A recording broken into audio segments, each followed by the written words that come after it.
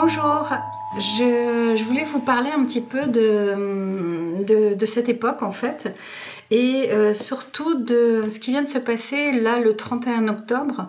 On a vécu justement dans une période très intéressante qui était la fête des morts, donc c'est très sacré en fait. La deuxième lune en fait, la lune bleue, c'est la deuxième lune du mois d'octobre en taureau. Et du coup, j'ai eu le sentiment très fort qu'en fait, cette deuxième lune, avec cette date sacrée, et d'ailleurs c'était drôle parce que c'était à 15h15, donc comme un voile, une illusion en fait qui se déchirait.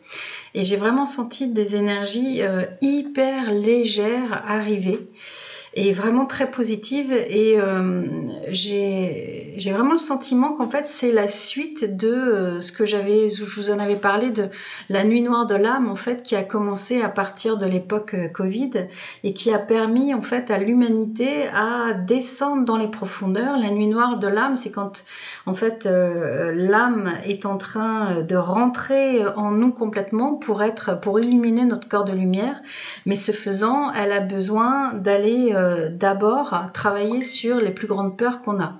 Donc du coup, on était à même de nous regarder en face, nos plus grandes peurs, pour pouvoir les travailler. Et c'est toujours ce qui est en train de se passer pour l'humanité et personnellement. C'est-à-dire chacun personnellement va travailler sur sa nuit noire de l'âme, mais va aussi travailler d'un point de vue de l'humanité.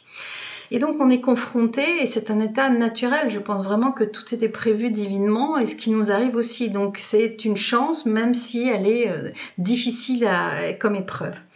Mais en tout cas, ce déchirement du voile de la matrice a commencé pour moi là, le 31.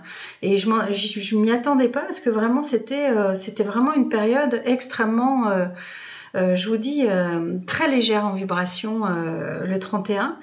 Et puis, je pense que du coup, du 31 jusqu'au 21 décembre, où est prédit ce flash solaire, ce flash de lumière qui va faire descendre des énergies encore plus fortes, eh bien, je pense que du 31 jusqu'à décembre, il va y avoir justement ce craquellement total de ce voile de l'illusion, ce voile de la matrice, qu'on peut ressentir donc de plus en plus. Donc j'ai l'impression que les êtres de lumière vont vraiment de plus en plus ouvrir leurs ailes et être capables, parce que la transformation a été faite, le changement de monde a été fait, et donc on va vraiment pouvoir grandir, et cette toile de lumière va vraiment s'unifier, ce qui n'était pas le cas avant, parce qu'en fait on luttait contre le négatif et contre cette lourdeur impermanente.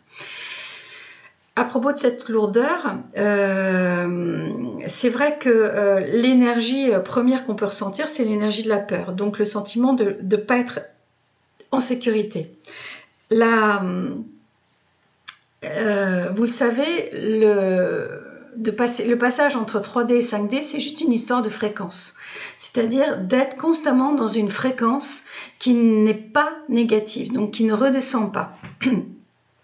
Donc à tout à chacun de refuser la peur et de la travailler quand elle arrive, de refuser l'insécurité et de choisir de la transformer en une émotion qui est sécure.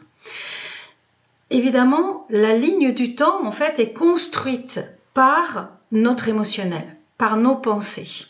Donc ce que nous allons créer est notre vibration qui l'a créée.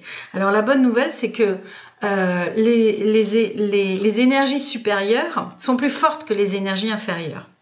Vous voyez où je veux en venir, c'est-à-dire que plus on sera nombreux à travailler sur nous et à gagner cette énergie supérieure, plus nous allons créer cette ligne de temps par nos fréquences, et donc un futur bien meilleur. Un futur meilleur pour les règnes de la nature, pour le règne animal, pour le règne végétal et bien sûr pour le règne humain.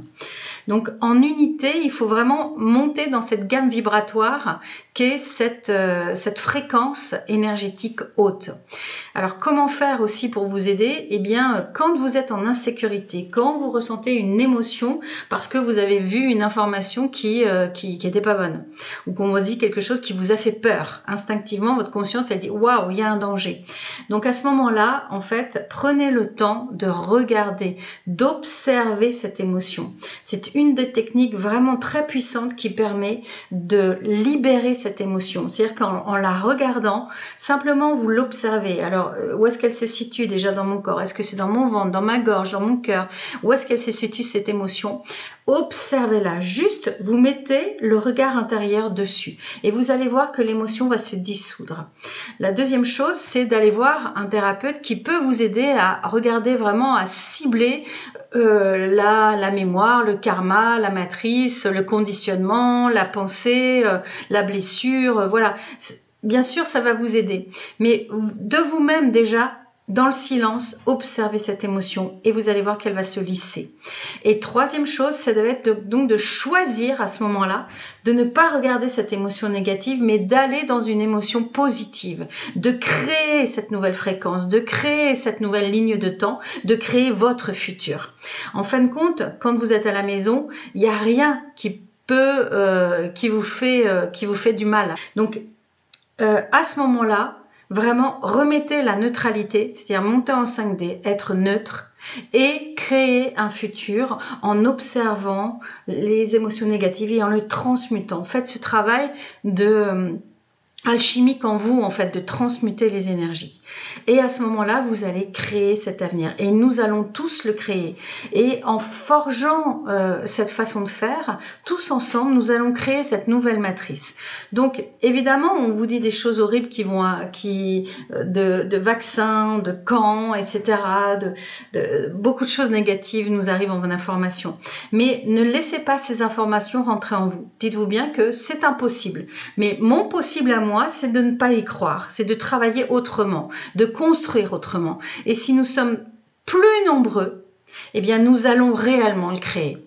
Donc soyez dans cette conviction intérieure que nous pouvons changer les choses, que nous sommes souverains, que nous sommes notre autorité, que nous sommes en sécurité. Et forgez-vous encore et encore, jour après jour, cette croyance-là. Parce que c'est ça qui construit notre réalité. C'est notre fréquence, c'est la ligne du temps qui va le construire. Donc soyez vraiment dans cette foi-là intérieure. Et travaillons en unité, ensemble, pour vraiment fabriquer de notre propre autorité, de notre propre lumière, de refuser la lumière, mais de créer notre nouveau monde. Voilà, je vous embrasse tous du fond du cœur en ces moments assez durs et vraiment ensemble, on y arrivera.